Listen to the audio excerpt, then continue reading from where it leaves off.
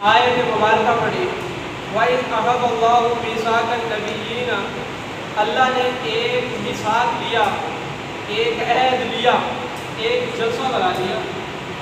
اب سارے نبی آدم سے لے کر عیسیٰ علیہ السلام تک یہ سارے نبی اللہ نے جمع کیے اور جمع کر کے کہا میں تمہیں جو عطا کروں من کتاب و حکمت، کتاب ہو اور حکمت ہو، ثم جاءکم رسول مصدق لما معکم لتؤمنن بہ ولتنصرنہ۔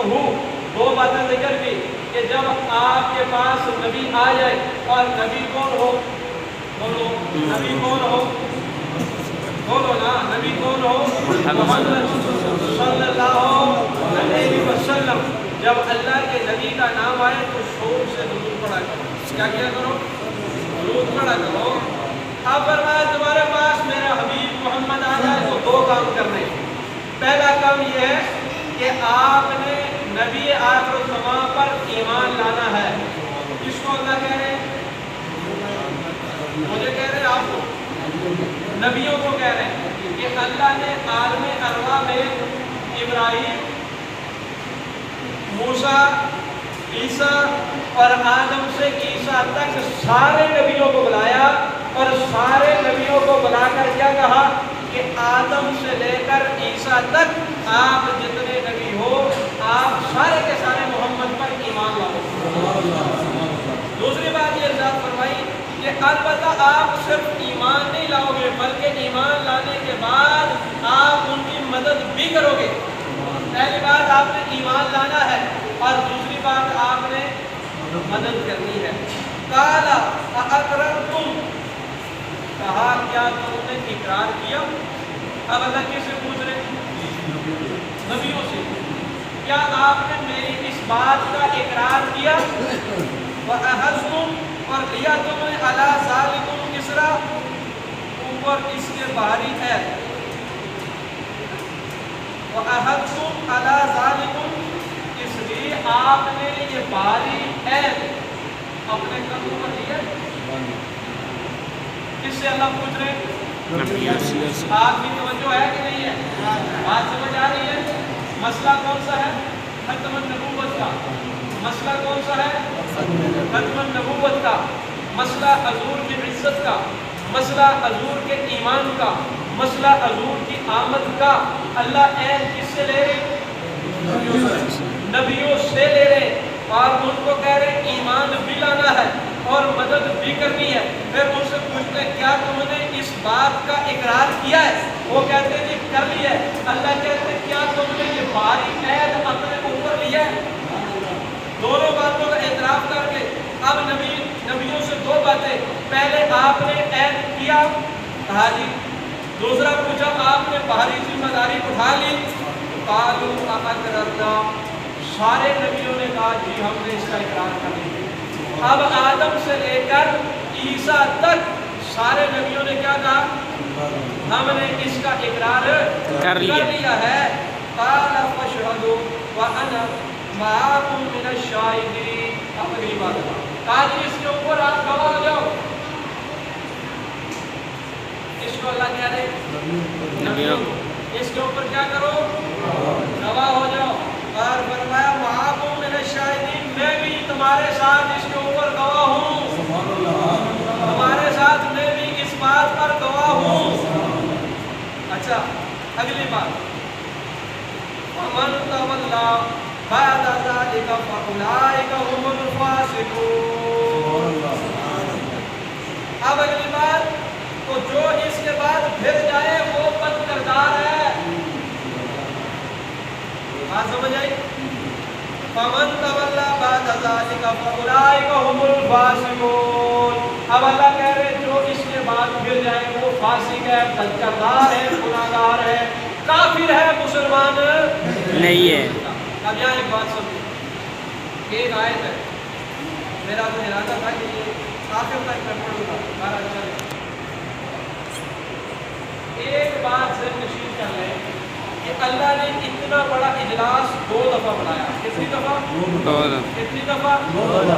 کب کب؟ ایک اس وقت بنایا کہ جب اللہ نے کہا میں تمہارا رب ہوں، खास सबको जमा किया। जितने भी लोग हैं ना, जितने भी लोग, सारी इंसानियत को अल्लाह ने जमा किया आलम अरवा में। अलस्तु बिरब्बिकुम, सवाल हुआ क्या मैं तुम्हारा रब हूँ? क़ालू बला, सब ने कहा क्यों करने? सब ने इकरार किया अल्लाह तू हमारा, बोलो ना तू हमारा रब। आपकी रूह भी वहाँ जमा थी, लेकिन हमें पता, कुरान बताता है कि आप जमा किए गए थे, आपकी रूह ने इकरार किया था कि अल्लाह हमारा रब है। अल्लाह की रबूबियत का वादा आपने आलम अरवा में किया है कि अल्लाह के सिवा कोई रब नहीं है। ये इजलास जब अल्लाह ने बुलाया तो सारे जमा किए, आम और खास, मुस्लिम काफिर, हर एक रूह वहाँ जमा थी और सारी रूहों से अपनी रबूबियत का ऐलान करवाया और ला इलाहा इल्लल्लाह का एहतराम करवाया, ला इलाहा इल्लल्लाह को मनवाया। ये पहला इजलास। और दूसरा इजलास खासों का बुलाया, आमों का नहीं। अपने लिए आम और खास को बुला लिया क्योंकि सबने मानना था। अब आपने दूसरा इजलास बुलाया जो इस आयत में निकल दिया, जिसे मिसाक अंबिया कहते हैं। अब दूसरा इजलास अपने लिए नहीं बुलाया, आदम के लिए नहीं बुलाया, आदम से लेकर ईसा तक किसी एक नबी के लिए वो इजलास नहीं बुलाया, लेकिन इमामुल अंबिया, आमना के लाल मोहम्मद रसूलुल्लाह, अल्लाह के नबी आखिर ज़मां के लिए वो इजलास बुलाया और आदम से लेकर ईसा तक के जिम्मे दो काम लगाए। एक काम ईमान लाना और दूसरा आपकी मदद और नुसरत करना। मैं उनसे कहा कि अगर तुम्हारे ज़माने में ये हबीब आ जाए तो इनके ईमान भी लाना, इनकी मदद भी करना। और आखिर में फरमाया अब तुमने इकरार किया कि नहीं किया? सारे नबियों ने कहा ये कर लिया। फरमाया ये बाहरी बोझ ये कंधे पे उठाया या नहीं उठाया? सब ने कहा ये उठा लिया। फरमाया अब मन तवल्ला, जो फिरेगा फासकों में से हो जाएगा। यानी आदम से लेकर ईसा तक एक हद कायम की कि मेरे हबीब के ज़माने में अगर तुम आ जाओ या तुम्हारे ज़माने में मेरा नबी आ जाए तो उसका एहतराम न करो, ईमान न लाओ तो तुम क्या हो जाओगे? फासिक। मैं नहीं कहता, अल्लाह का कुरान कहता है कि नहीं कहता कि तुम चले जाओगे। अगर मोहम्मद की इमामत, नबूवत, रिसालत पर ईमान नहीं होगा तो आप दायरा इस्लाम से निकल जाओगे, फासकों में से हो जाओगे। अब यहाँ बात नोट करने की बात करता हूँ, अकीदा फिक्र को समझाता हूँ सिर्फ 2-4 मिनट में कि देखो अल्लाह ने इतना बड़ा एहतमाम आदम से लेकर ईसा तक किसी नबी के लिए नहीं किया। किसी के लिए किया?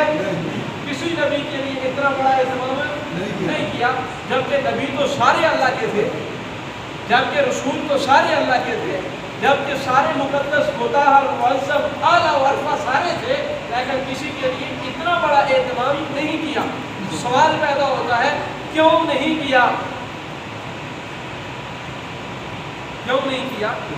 मिसाल देता हूँ, एक जलसा होता है, उस जलसे में उलमा तो सारे आते हैं लेकिन सबको हर कोई नहीं सुनता, सबके लिए हर कोई नहीं बैठता, लेकिन मेहमान खुशूसी का इंतज़ार हर एक को होता है। ऐसा होता है या नहीं होता? जब मेहमान खुशूसी आता है तो ऐलान होता है कि अब मेहमान खुशूसी तशरीफ ला चुके हैं, लिहाजा बाहर कोई न रहे। अब जो अपने काम में लगा होता है काम छोड़ देता है, कहता है जी हजरत साहब का बयान शुरू हो चुका है, मुर्शिद पाक का बयान शुरू हो चुका है, मेरे पीर मुर्शिद तशरीफ ला चुके हैं, अब मैं सारे काम छोड़कर वहाँ हाजिरी को ज़रूरी समझता हूँ कि मेरे लिए लाए अमल उन्होंने देना है, उनके सुनने के लिए मैं सफ़र करके आया हूँ। अब सारे काम छोड़ने पड़ेंगे, उनकी बात को सुनना पड़ेगा। समझ आई कि नहीं? अब अल्लाह ने कहा नबी तो सारे मैंने भेजे हैं, लेकिन चूंकि मेहमान खुसूसी नबियों का मोहम्मद है, इमाम नबियों का मोहम्मद है, इस पर ये जलसा अंबिया खत्म है, इसके बाद कोई नबी बाकी नहीं है।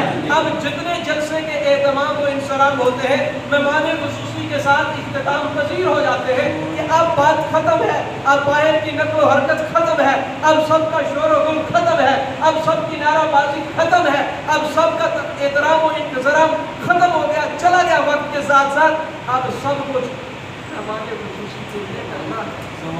अब अल्लाह ने जलसा बुला लिया और उस जलसे के सारे یعنی انبیاء کے جلسے کے سارے مہمان آدم سے لے کر عیسیٰ تک سب سے اہتمام و احترام کا وعدہ لیا.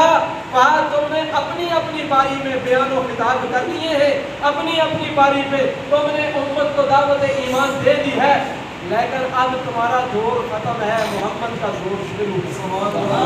اب اگر تم اس کے دور میں آ جاؤ پھر بھی اسے ماننا ہے, وہ تمہارے دور میں آ جائے پھر بھی اسے ماننا ہے, کیونکہ ماننا اسے ہی ہے. جیسے ایسے ہوتا ہے کوئی بہت جوشیلا خطیب بیان کر رہا ہو اور مہمان خصوصی آ جائے, وہ آخری جملہ یہ کہتا ہے اب حضرت قبلہ تشریف لے آئے ہیں, ان کی موجودگی میں بیان کرنا چراغ کو سورج کو چراغ دکھلانے کے مترادف ہے. اب احترام اور انصرام یہی ہے کہ میں اپنا بیان ختم کر کے اپنا وقت کی حضرت کو دیتا ہوں. ایسا ہوتا ہے کہ نہیں ہوتا؟ اب سارے نبیوں کو اللہ نے کہا تمہارے دور میں آ جائے تو سب نے کتاب کو بند کر دینا ہے, سب نے نبوت کا دروازہ بند کر دینا ہے, اب اپنا وقت بھی محمد کو دینا ہے. اور اگر تمہیں میں اس کے دور میں زندہ کر دوں تو پھر یہ نہیں کہنا میں بھی نبی تھا, بلکہ اب اسی کی نبوت کا احترام اور اسی پر ایمان لانا ہے. اب سوال یہ پیدا ہوتا ہے ان نبیوں میں کیا مرزا قادیانی بھی شامل تھا؟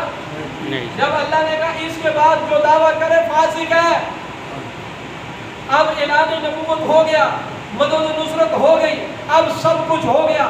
اب اگر کوئی اعلان نبوت کرے تو بولو وہ کیا ہے, وہ اس وجہ سے پھر چکا ہے. پھرا ہے کہ نہیں پھرا؟ اب وہ پھرنے کی وجہ سے فاسق ہوا یا نہ ہوا, کافر ہوا یا نہ ہوا؟ اب تم پہلے والوں کو اللہ کہہ رہا ہے اے تم نے کیا تم پھر جاؤ, تم نبی ہو کر بھی فاسق بن جاؤ گے. اور اگر بعد میں کوئی آئے تو اس کے لیے تو حد ہی نہیں ہے, وہ تو آ ہی نہیں سکتا, وہ آ سکتا تھا. اس لیے اللہ نے جتنے اہتمام کرنے تھے وہ حضور کے لیے اہتمام کر دیے, جتنی ماحول کو بہتر کرنا تھا وہ حضور کے لیے کر دیا. اب میرا اور آپ کا ایمان یہ ہے کہ اللہ کے نبی محمد رسول اللہ آخری نبی ہے. آپ کے بعد کوئی نبی آ سکتا نہیں ہے, آپ کے بعد کوئی نبی آ سکتا نہیں ہے, آپ کے بعد کوئی رسول آ سکتا نہیں ہے, آپ کے بعد کوئی شریعت آ سکتی نہیں ہے. اب نبوت ختم, شریعت ختم, رسالت ختم. اب کوئی نبی نہ قیامت تک آئے گا نہ آ سکتا ہے, کیونکہ جتنا نبوت کے لیے ضروری صاف تھے اللہ نے محمد پر اختتام پذیر کر دیے ہیں. اس پر قرآن بھی گواہ ہے, اس پر پیغمبر کا فرمان بھی گواہ ہے. اور جو دعوی نبوت کرے چاہے وہ مرزا غلام احمد قادیانی ہو, چاہے اس کے بعد آج تک بھی لوگ دعوے کر رہے, اور اللہ کے نبی نے فرمایا میرے بعد 30 لوگ نبوت کا دعویٰ کریں گے. کتنے؟ 30 لوگ. اور اللہ کے نبی کے جانے کے بعد صحابہ کے زمانے میں مسلمہ کذاب نے بھی نبوت کا دعویٰ کیا کہ نہیں کیا؟ صدیق اکبر نے اعلان جنگ کیا یا نہیں کیا؟ اب چونکہ نبوت کا سلسلہ ختم ہے, جھوٹے آتے رہیں گے. اب ہمارے لیے کیا ہے, عوام الناس کے لیے آپ کسی مرزائی سے ملتے ہیں, وہ آپ کو دلائل دیتا ہے, تو بھائی آپ کو کس نے کہا ہے کہ مرزائی سے نبوت کے لیے دلائل مانگو؟ آپ اسے پوچھتے ہیں مرزا صاحب کے بارے میں ہمیں بتائیں وہ کیسے نبی ہے. وہ کہا نے یہ لکھ دیا اصول فقہ میں کہ اب نبوت کے معاملے میں حصول یہی ہے, اگر کوئی جھوٹے نبی سے دلیل نبوت طلب کرے تو وہ بھی کافر ہو جائے گا.